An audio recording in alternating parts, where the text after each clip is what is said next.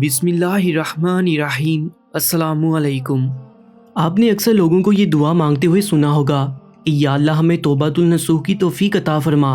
ہم بچپن میں پڑھتے تھے کہ ہر محاورے کے پیچھے ایک کہانی ہوتی ہے، اور ہماری ٹیچر نے ہمیں بہت سارے محاوروں کے پیچھے چھپی کہانیاں سنائی بھی تھیں، جیسے یہ منہ اور مسور کی دال، گھوڑے بیچ کر سونا، آم کے آم گٹھلیوں کے دام، اب پچھتائے کیا ہوت جب چڑیا چگ گئی کھیت، وغیرہ وغیرہ۔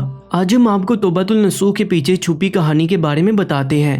اس واقعہ کو مولانا جلال الدین رومی، جن کو ڈاکٹر علامہ اقبال اپنا روحانی مرشد بھی کہتے تھے، نے اپنی کتاب مثنوی میں لکھا ہے کہ کیسے نصوح نے سچی توبہ کی اور اللہ نے اس کو کیا انعامات سے نوازا۔ ایک شخص تھا جس کا نام نصوح تھا۔ نصوح ایک عورت نما آدمی تھا، باریک آواز، بغیر داڑھی اور نازک اندام مرد۔ وہ اپنی ظاہری شکل و صورت سے فائدہ اٹھاتے ہوئے زنانہ حمام میں عورتوں کا مساج کرتا اور میل اتارتا تھا۔ کوئی بھی اس کی حقیقت نہیں جانتا تھا، سبھی اسے عورت سمجھتے تھے اور شاہی محلات میں بیگمات اور شہزادیوں کو نہلانے اور میل نکالنے کی خدمت پر مامور تھا، اور عورت کے لباس میں یہ شخص ملازمہ اور خادمہ بنا ہوا تھا۔ چونکہ یہ مرد شہوت کاملہ رکھتا تھا، اس لیے شہزادیوں کی مالش سے نفسانی لذت بھی خوب پاتا، اور جب بھی یہ توبہ کرنے کی کوشش کرتا تو اس کا ظالم نفس اس کی توبہ توڑ دیتا۔ ایک دن اس عاجز نے سنا کہ کوئی بڑے عارف بزرگ تشریف لائے ہیں۔ یہ بھی حاضر ہوا اور کہا کہ ہم کو دعا میں یاد رکھیے۔ ان بزرگ کی دعا قبول ہوئی، یعنی اس عاجز مسکین کا کام بن گیا۔ نصوح کے لیے یہ طریقہ ذریعہ معاش بھی تھا اور عورتوں کے جسم سے لذت بھی لیتا تھا۔ کئی بار ضمیر کے ملامت کرنے پر اس نے اس کام سے توبہ بھی کر لی، لیکن ہمیشہ توبہ توڑتا رہا۔ ایک دن بادشاہ کی بیٹی حمام گئی۔ حمام اور مساج کرنے کے بعد پتہ چلا کہ اس کا گرا بہا گوہر، موتی یا ہیرا کھو گیا ہے۔ بادشاہ کی بیٹی نے حکم دیا کہ سب کی تلاشی لی جائے۔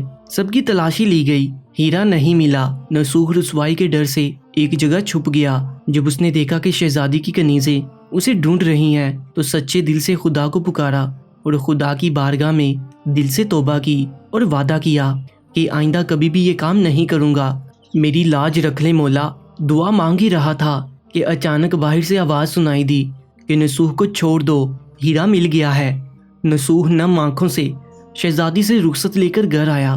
نصوح نے قدرت کا کرشمہ دیکھ لیا تھا اور ہمیشہ ہمیشہ کے لیے اس کام سے توبہ کر لی۔ کئی دنوں سے حمام نہ جانے پر ایک دن شہزادی نے بلاوا بھیجا کہ حمام آ کر میرا مساج کرے، لیکن نصوح نے بہانہ بنایا کہ میرے ہاتھ میں درد ہے، میں مساج نہیں کر سکتا ہوں۔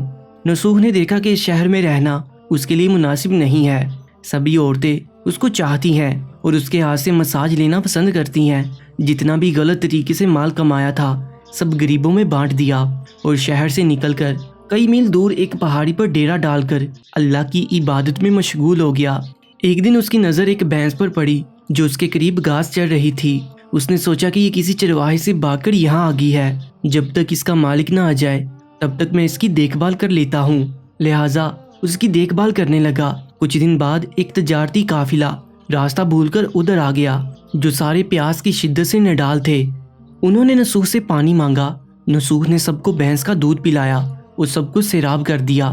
قافلے والوں نے نصوح سے شہر جانے کا راستہ پوچھا۔ نصوح نے ان کو آسان اور نزدیکی راستہ دکھایا۔ نصوح کے اخلاق سے متاثر ہو کر تاجروں نے جاتے ہوئے اسے بہت سارا مال بطور تحفہ دیا۔ نصوح نے ان پیسوں سے وہاں کنواں کھدوایا۔ آہستہ آہستہ لوگ وہاں بسنے لگے اور عمارتیں بننے لگیں۔ وہاں کے لوگ نصوح کو بڑی عزت و احترام کی نگاہ سے دیکھتے تھے۔ رفتہ رفتہ نصوح کی نیکی کے چرچے بادشاہ تک جا پہنچے۔ بادشاہ کے دل میں نصوح سے ملنے کا اشتیاق پیدا ہوا۔ اس نے نصوح کو پیغام بھیجا کہ بادشاہ آپ سے ملنا چاہتے ہیں، مہربانی کر کے دربار تشریف لے آئیں۔ جب نصوح کو بادشاہ کا پیغام ملا اس نے ملنے سے انکار کر دیا اور معذرت چاہی کہ مجھے بہت سارے کام ہیں، میں نہیں آ سکتا۔ بادشاہ کو بہت تعجب ہوا، مگر اس بے نیازی کو دیکھ کر ملنے کی طلب اور بڑھ گئی۔ بادشاہ نے کہا اگر نصوح نہیں آ سکتے تو ہم خود اس کے پاس جائیں گے۔ جب بادشاہ نصوح کے علاقے میں داخل ہوا، خدا کی طرف سے ملک الموت کو حکم ہوا کہ بادشاہ کی روح قبض کر لے، چونکہ بادشاہ بطور عقیدت مند نصوح کو ملنے آ رہا تھا اور رایا بھی نصوح کی خوبیوں کی گرویدہ تھی، اس لیے نصوح کو بادشاہ کے تخت پر بٹھا دیا گیا۔ نصوح نے اپنے ملک میں عدل اور انصاف کا نظام قائم کیا۔ وہی شہزادی جسے عورت کا بیس بدل کر ہاتھ لگاتے ہوئے بھی ڈرتا تھا۔ اس شہزادی نے نسوخ سے شادی کر لی۔